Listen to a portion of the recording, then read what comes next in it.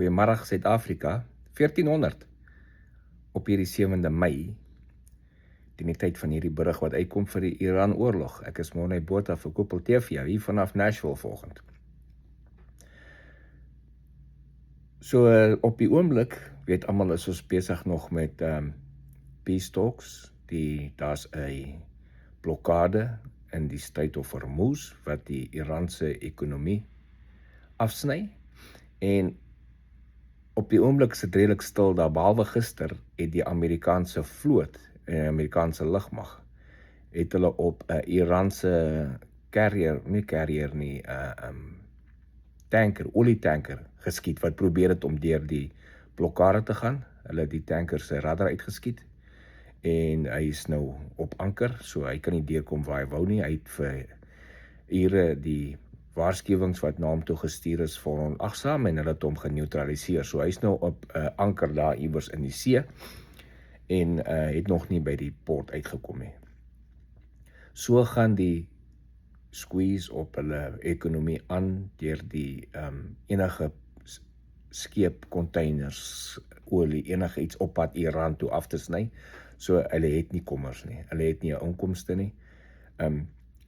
Nou is daar ook ouens wat kommentaar gemaak het en sê, wat van oorland? So ja, definitief moet hulle nou op 'n ander manier probeer voorraad en goed inkry, 'n bietjie kommers aan die gang te kry. En al hoe dit kan doen is oorland. Treine. Nou ongelukkig vir hulle, daar's nie oneindige getal treinspore wat inkom deur Pakistan en Iran in nie. Daar's 'n paar enkele lyne wat daar aankom. En jy kan een trein op 'n slag opsit. Jy kan nie, dis nie soos 'n interstate of soos die see wat jy 40, 50, 60 containerskepe op 'n slag kan deurstoot nie. Jy kan een trein op 'n slag stuur. En hier's die probleem met treine. Ander ouens het ook gevra, wat van olie? Kan hulle nie van hulle olie wat hulle nog nie uit die land kan uitkry, op 'n trein laai en dit deur Pakistan uitvat na die ooste toe, na Asië se kant toe, jy weet, China en so aan. Jy kan, niks keer jou nie. Die probleem is, jy het meer as 2900 treintrokke nodig om die olie van een olietanker te laai. En niemand het so baie treintrokke nie.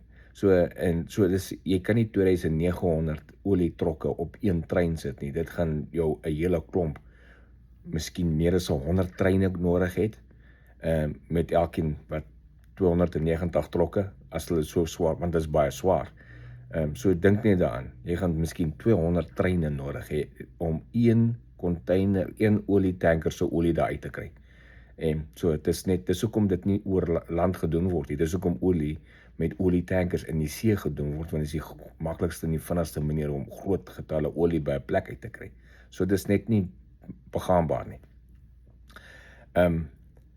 Hulle het nie genoeg treintrokke nie, hulle het nie genoeg spore nie. So hulle kan containers, hulle onthou, containerskip ook vat honderde containers op een skip, en jy kan net 'n sekere hoeveelheid op een trein kry.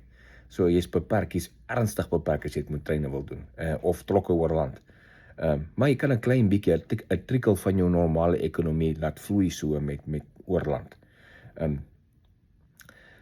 Iran het 'n deal weer gestuur gister, wat hulle gesê het, okay, hulle sit die deal op, hulle sal hulle nukleer projek opgee, maar in ruil voor hulle wil die Strait of Hormuz beheer. Dis 'n no-go van die begin af. Daar's nie 'n manier dat die president Trump of die westerse wêreld gaan toelaat dat die internasionale waters wat die Strait of Hormuz is, oorgegee word aan Iran om hulle tolhek op te sit nie. Daar's net nie 'n manier nie. So dan is no-go. Wat gaan gebeur as hierdie deal kom? President Trump praat van, hulle is redelik, dit lyk, onthou, ons weet nie wat agter die skerms aangaan, met wie praat hulle en waar trek hulle met die goed nie, en dit word nie baie bekend gemaak nie, maar hy praat van, hulle trek nogal ver. As die deal kom, wat gaan gebeur? Eerste ding is, definitief, hulle gaan hulle wapens capability moet opgee vir nukleer wapens. Hoe monitor? Dit gaan gemonitor word met inspeksies van Amerikaners af, nie van hulle, jy kan nie vir hulle vertrou om te sê ons doen dit nie. Dit gaan dieselfde wees soos met Japan na die Tweede Wêreldoorlog en Duitsland na die Tweede Wêreldoorlog. Hulle is sanksies op hulle gesit, hulle mag nie sekere wapens bou nie, en dis met inspeksies gedoen. So dieselfde ding gaan gebeur in Iran. President Trump het vir hom weer gesê vir die Iraniërs, take the deal of die bombing begin van vooraf.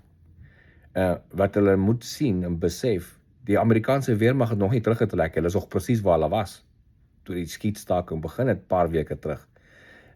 Die enigste verskil is, hulle is nou baie sterker as wat hulle was, hulle het opgebou, ekstra skepe ingekom, ekstra wapens, so die Amerikaanse weermag staan gereed vir enige oomblik as president Trump sê, okay, strike, dan die eerste strikes gaan gebeur binne enkele minute daarna.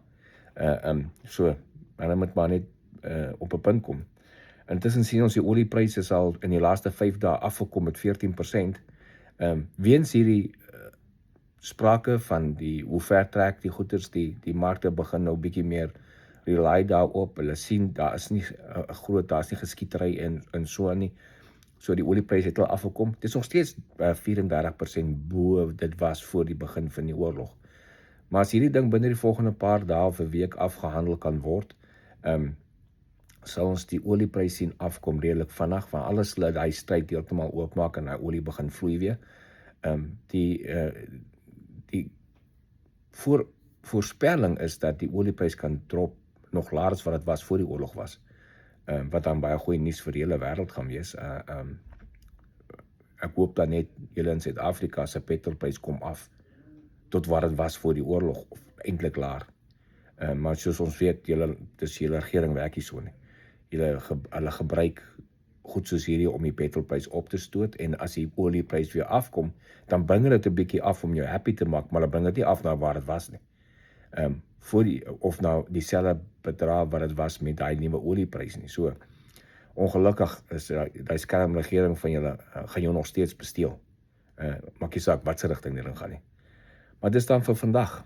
My naam is Monay Botha vir Koppel TV. Geniet die dag verder.